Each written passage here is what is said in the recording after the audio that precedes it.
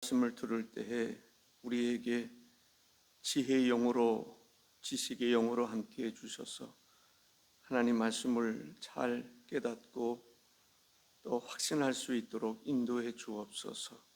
하나님 말씀이 우리의 삶 속에 살아 움직이게 하시기를 원하옵고 예수님의 이름으로 기도하옵나이다.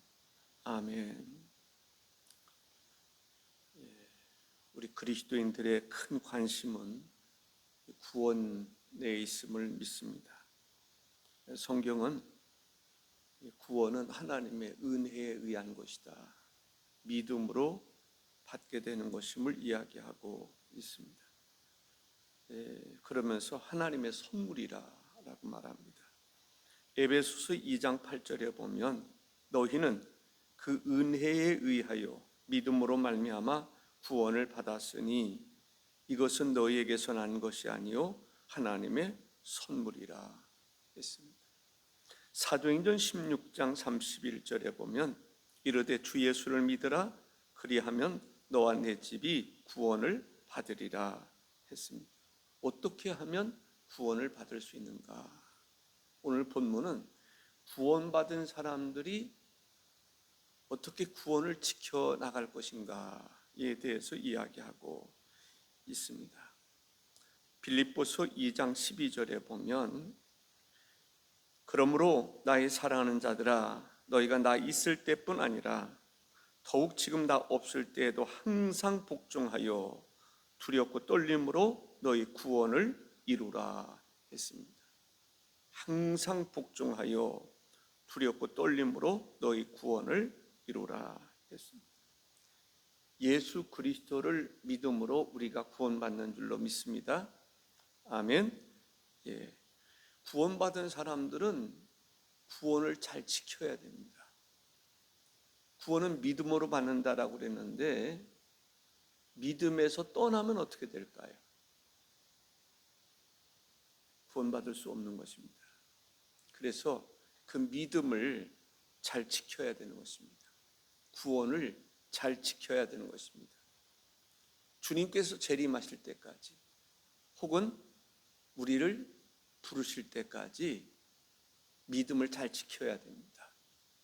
구원을 잘 유지할 수 있어야 된다라는 것입니다. 구원은 예수 그리스도를 믿음으로 받는 것입니다.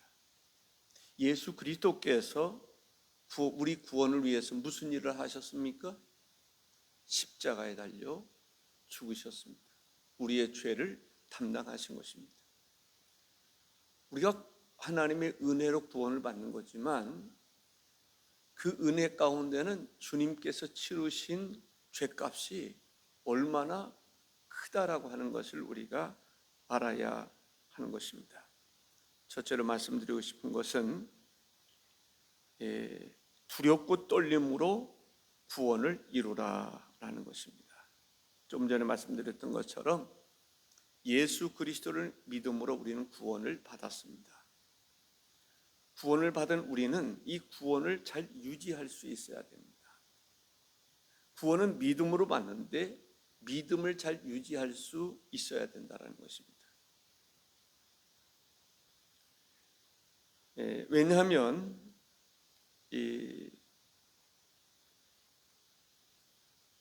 사탄이 택함받은 백성들까지도 넘어뜨리려고 하기 때문에 그렇습니다.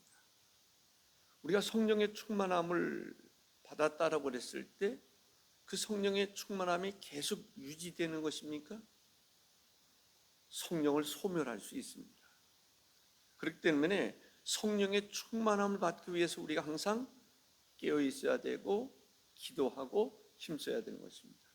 더욱 충만해질 수 있도록 해야 되겠죠. 믿음도 마찬가지입니다. 구원도 마찬가지입니다. 물론 이런 경우들이 있습니다. 하나님이 구원해 주신 백성들은 버리지 않는다. 자칫 잘못하면요, 참 귀한 것이지만 우리가 이 구원받았다고 하는 것 때문에 믿음을 소홀히 할 수 있습니다. 우리가 구원받았으니까 이제는 구원파처럼 어떤 일을 해도 괜찮다. 과연 그럴까요? 진정으로 구원받은 사람들, 좀 전에 이제 말씀을 드리도록 하겠습니다. 고린도전서 8장 9절에 보면 그런즉 너희의 자유가 믿음이 약한 자들에게 걸려 넘어지게 하는 것이 되지 않도록 조심해라. 우리에게 자유를 주셨단 말이죠.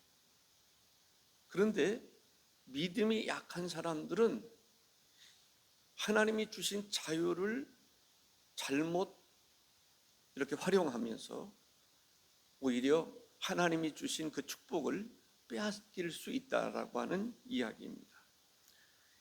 마가복음 4장 17절에 보면 그 속에 뿌리가 없어 잠깐 견디다가 말씀으로 인하여 환난이나 박해가 일어나는 때에는 곧 넘어지는 자요. 말씀을 받았습니다. 받았다고 해서 그 말씀이 열매를 맺는 것은 아닙니다. 그 말씀을 내 마음속에 늘 간직하고 그 말씀으로 인해서 열매 맺는 삶을 살아야 되는 것입니다. 하나님 말씀을 받았습니다. 아멘으로 받았습니다. 어떻게 보면 예수 그리스도를 내가 믿는다고 고백을 했습니다. 그런데 그 고백을 사탄이 그 마음을 빼앗아 갈 수 있다라는 얘기죠. 그러면 어떻게 되겠어요? 우리가 구원에 이를 수 있겠습니까? 오늘 본문은 다시 말씀드립니다만은 구원받지 못한 사람에 대한 얘기를 하는 게 아닙니다. 이미 구원받았습니다. 근데 구원받은 사람들은 어떻게 해야 될 것인가? 항상 복종하면서 두렵고 떨림으로 구원을 계속 이루라라고 말씀하는 것을 볼 수 있습니다. 믿음에서 떠난 사람들이 있을 수 있습니다. 근데 믿음에서 떠난 사람들이 다 돌이킬 수도 있어요. 야고보서 5장 19절 20절에 보면 내 형제들아 너희 중에 미혹되어 진리를 떠난 자를 누가 돌아서게 하면 너희가 알 것은 죄인을 미혹된 길에서 돌아서게 하는 자가 그의 영혼을 사망에서 구원할 것이며 허다한 죄를 덮을 것임이라 했습니다. 다시 한번 정리해서 말씀을 드립니다. 구원은 예수 그리스도를 믿음으로 받는 것입니다. 구원받은 사람들이 꼭 기억해야 될 것은 항상 하나님께 복종함으로 구원을 끝까지 이루어 가야 된다라는 것입니다. 그렇지 않으면 어떻게 된다는 얘기예요? 구원에서 떠날 수 있다라는 거죠. 믿음으로 구원받는데 믿음을 저버렸다, 믿음이 없다, 믿음을 상실했다라고 하면 그 사람 구원받을 수 있겠습니까? 구원받을 수 없죠. 그렇기 때문에 믿음을 계속 유지할 수 있도록 해야 된다라고 하는 것을 알 수가 있습니다. 바울은 말합니다. 내가 있으나 없으나, 내가 없을지라도, 지도자가 없다 할지라도 믿음의 진보를 보이라는 것이죠.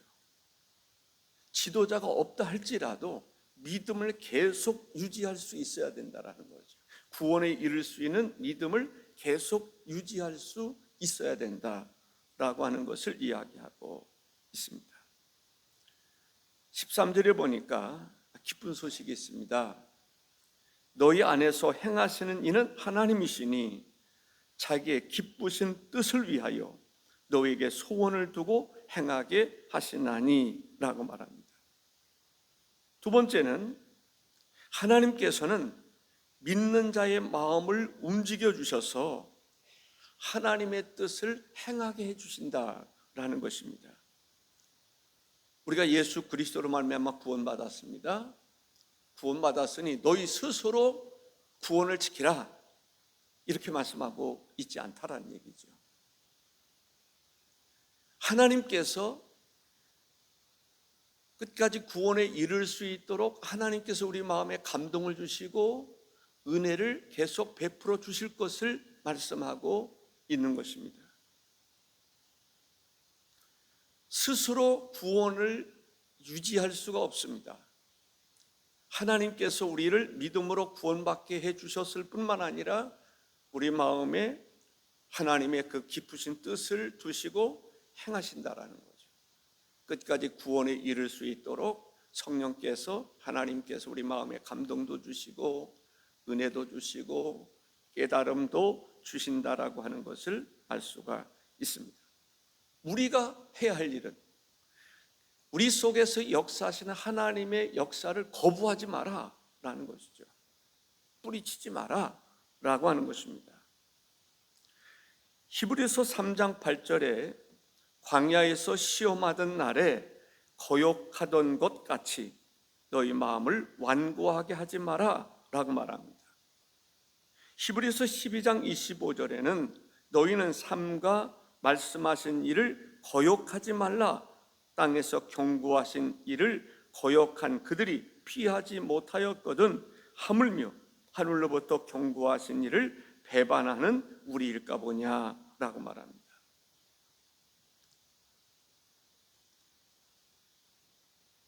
하나님의 성령께서는 우리 마음속에 임재하셔서 우리를 도와주셔서 깨어있게도 하시고 기도하게 하시는 것을 보게 됩니다. 하나님의 나라가 우리 속에 임한 것이죠. 예수 그리스도의 영이 우리 가운데 임하시는 것이죠. 임하셔서 우리로 하여금 계속 하나님의 사람으로, 하나님의 백성으로 살아갈 수 있도록 도와주시고 역사하시는 것을 볼 수가 있습니다. 빌립보서 1장 6절에는 너희 안에서 착한 일을 시작하신 이가 그리스도 예수의 날까지 이루실 줄을 우리는 확신하노라 라고 말합니다. 에베소서 3장 20절에 보면 우리 가운데서 역사하시는 능력대로 우리가 구하거나 생각하는 모든 것에 더 넘치도록 능히 하실 이에게 라고 말합니다. 오늘 본문은 하나님 말씀을 좀 더 깊이 생각하게 하는 그러한 이 깨우침을 주시는 말씀이라고 생각을 합니다. 오해하는 사람들이 있어요.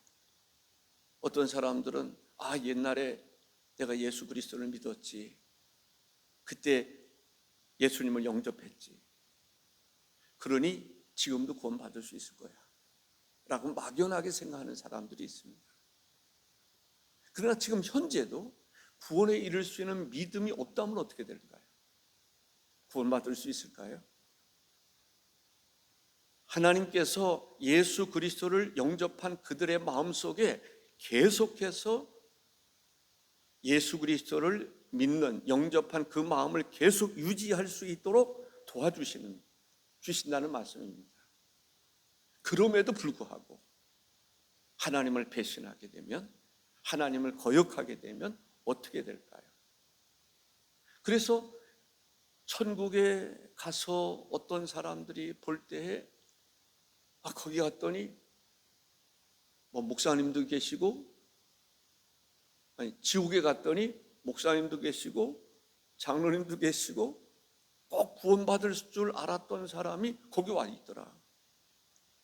내가 주의 이름으로 선지자도 노또하고 귀신도 쫓아내고 뿐만 아니라 병든 사람도 고치고 능력을 행했던 사람도 주님께서 뭐라고 말씀하십니까? 내가 너를 도무지 알지 못한다. 불법을 행하는 자는 물러가라. 나는 너 필요 없다라는 거죠. 뭔가 변질된 그러한 사람임을 알 수가 있습니다. 그래서 구원받은 사람들에게 말씀합니다. 이 구원이 계속 유지될 수 있도록 깨어있으라는 거죠. 성령께서 도와주신다는 거예요. 근데 그 성령님을 아멘으로 하나님께서 말씀을 주시면 아멘으로 받아들여야 되는데 그걸 거역하게 되면 택함받은 백성이라 할지라도 하나님은 하나님의 나라에 이르지 못하게 할 것이다. 그런 말씀이라고 저는 생각을 합니다. 그러면서 하신 말씀이 뭐냐면 세 번째 생각하는 것은 구원받은 사람들이 해야 할 일이 있어요. 그게 무엇입니까? 원망과 시비가 없이 하라라는 거죠. 구원받은 사람들은 원망하지 마라, 시비 걸지 마라, 그런 얘기예요. 투덜거리지 마라, 불평하지 마라, 원망하지 마라 라는 것입니다. 그리스도인들이 빛들로 나타나야 되는데 원망하고 시비하다 보면 빛의 아들로 나타나는 것이 아니라는 거죠. 원망과 시비는 어디로부터 오는 것입니까? 사탄으로부터 오는 것입니다. 그래서 원망하지 마라, 시비하지 마라 라는 것입니다. 이스라엘 백성들이 애굽에서 출애굽했어요. 하나님은 원하시는 게 뭐냐면 그들과 함께 하심으로 그들이 약속의 땅에 들어가기를 원하셨어요. 그런데 원망하는 사람들이 있어요. 시비하는 사람들이 있어요. 그들이 약속의 땅에 들어갔습니까? 약속의 땅에 들어가지 못했어요. 하나님께서 그들에게 계속해서 은혜를 베풀어 주셨어요. 가르쳐 주셨어요. 깨달음을 주셨어요. 그런데 그들이 원망하고 시비하다가 결국은 약속의 땅에 들어가지 못했음을 볼 수가 있습니다. 원망과 시비는 빛 가운데 거하는 삶이 아닙니다. 원망과 시비는 어둠 가운데 살아가는 삶입니다. 어둠은 누구에게 속한 것입니까? 사탄에게 속한 것입니다. 그래서 우리에게 말씀하시는 거예요. 구원받은 사람들, 이 구원이 계속 유지되어야 된다. 근데 떨어질 수 있는 가능성을 이야기하고 있는 거예요. 원망과 시비하지 마라 라는 거죠. 하나님께서 우리를 구원하심에 대해서 감사하는 사람이 되어야 될 줄로 믿습니다. 우리의 구원은 예수 그리스도께서 우리의 죄값을 치루었기 때문에 받을 수 있는 것입니다. 그 은혜가 얼마나 큰지 몰라요. 그래서 그 은혜를 기억할 수 있어야 하는 것입니다.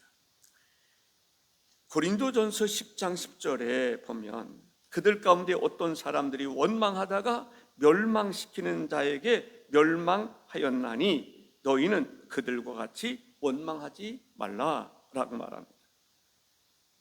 민수기서 20장 2절 이하에 보면은 회중이 물이 없으므로 모세와 아론에게로 모여드니라. 백성이 모세와 다투어 말하여 이르되 우리 형제들이 여호와 앞에서 죽을 때에 우리도 죽었더라면 좋을 뻔하였도다.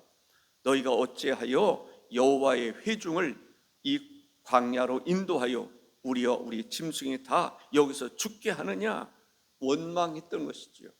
불평했던 것을 볼 수가 있습니다. 그들이 약속의 땅에 들어가지 못했음을 볼 수가 있습니다. 디모데후서 2장 14절에 너는 그들로 이 일을 기억하게 하여 말다툼을 하지 말라고 하나님 앞에서 엄히 명하라. 이는 유익이 하나도 없고 도리어 듣는 자들을 망하게 함이라 했습니다. 빌립보서 2장 3절에 아무 일에든지 다툼이나 허용으로 하지 말고 오직 겸손한 마음으로 각각 자기보다 남을 낮게 여기고 라고 말합니다. 로마서 12장 18절에 할 수 있거든 너희로서는 모든 사람과 더불어 화목하라 했습니다. 구원받은 사람들이 지켜야 될 것은 흠이 없어야 한다는 것입니다. 빌립보서 2장 15절에 이는 너희가 흠이 없고 순전하여 어그러지고 거스르는 세대 가운데서 하나님의 흠 없는 자녀로 세상에서 그들 가운데 빛들로 나타내며 라고 말씀하고 있습니다. 에베소서 5장 8절에 너희가 전에는 어둠이더니 이제는 주 안에서 빛이라 빛의 자녀들처럼 행하라 했습니다. 저는 이 말씀을 준비하면서 사실은 시간적인 많은 시간을 많이 사용을 했습니다. 뭔가 우리 교인들에게 정말 중요한 메시지를 전할 수 있으면 참 좋겠는데 역시 물론 부족합니다. 그러나 이 내용은 그런 것입니다. 우리가 구원에 대해서 너무 단순하게 그냥 쉽게만 생각하는 경우들이 있습니다. 한번 예수님을 영접하기만 하면 그 다음에는 구원이 보장된 것처럼 생각하는 경우들이 있습니다. 오늘 본문은 예수님을 믿지 않는 사람에게 말하는 것이 아닙니다. 예수 그리스도를 믿는 사람에게 주시는 메시지입니다. 구원받은 사람들, 이 구원을 어떻게 하라고요? 계속 유지해야 된다는 거예요. 구원은 무엇으로 받습니까? 믿음으로 받는 것입니다. 믿음을 저버리면 안 돼요. 믿음에서 떠나면 안 돼요. 하나님을 거역하면 안 돼요. 그러면 구원받을 수가 없습니다. 그런데 하나님께서 우리에게 은혜를 주시는데 구원에 이를 수 있도록 유지할 수 있도록 우리 스스로에게 맡기면 어떻게 인간적으로 그걸 감당할 수 있겠습니까? 하나님을 신뢰하면 우리 안에 하나님께서 그 하나님의 깊으신 뜻을 두고 행하시는 그 하나님으로 인해서 우리에게 감동을 주셔서 믿음에서 떠나려고 그러면 하나님을 생각하게 하시고 돌아서게 하시고 회개하게 하시고 믿음을 유지할 수 있도록 계속 은혜를 베풀어 주시는 것입니다. 그 은혜를 감사히 받을 수 있어야 됩니다. 그걸 거역하면 안 된다는 거예요. 그러면 이스라엘 백성들이 애굽에서 나올 때 하나님의 은혜 가운데 나왔어요. 근데 거역하다가 약속의 땅에 들어가지 못한 거예요. 어떤 사람들은 구원을 받지 못한 거예요. 너희도 그러한 사람이 되지 말 것을 이야기하고 있습니다. 바울은 이러한 귀한 복음의 사역을 감당하는 일을 아주 귀하게 생각을 했습니다. 정말 이 사역을 위해서 내가 전제와 같이 부흥이 된다 할지라도 나는 기쁘다. 어떤 죽음을 당한다 할지라도 나는 기쁘다라고 이야기를 합니다. 정말 복음으로 인해서 수고하고 노력하는 바울 사도뿐만 아니라 오늘 우리들에게 있어서도 기쁨이 있을 줄로 믿습니다. 또 구원의 역사에 참여하는 사람들, 그 은혜를 생각하는 사람들이 함께 기뻐하기를 원했던 것을 보게 됩니다. 바울의 마음속에는 기쁨이 있었습니다. 특별히 바울에게 오해가 되는 일들이 있었습니다. 그는 이방인의 사도로서 열심히 이방인들에게 하나님의 복음을 전했습니다. 그렇다고 해서 유대인들에 대해서 바울이 소홀히 했느냐? 그렇지 않다라는 거죠. 유대인들의 구원을 위해서도 내가 정말 구원에 이를 수 없는 그런 일이 있다 할지라도 유대인들이 구원받기를 원했던 것을 볼 수가 있습니다. 그것은 바울이 구원받지 않아도 된다 그 얘기를 하는 게 아닙니다.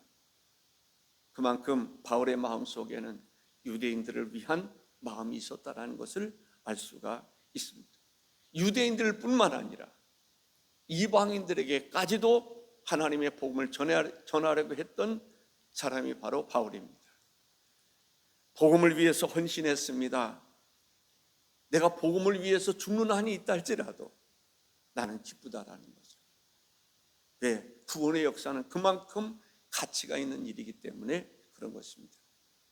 구원에 이르는 복음을 증거함으로 또 다른 사람이 구원에 이르렀을 때 그들과 함께, 아니 복음 사역을 하는 이들과 함께 기뻐하기를 원했던 것을 볼 수가 있습니다.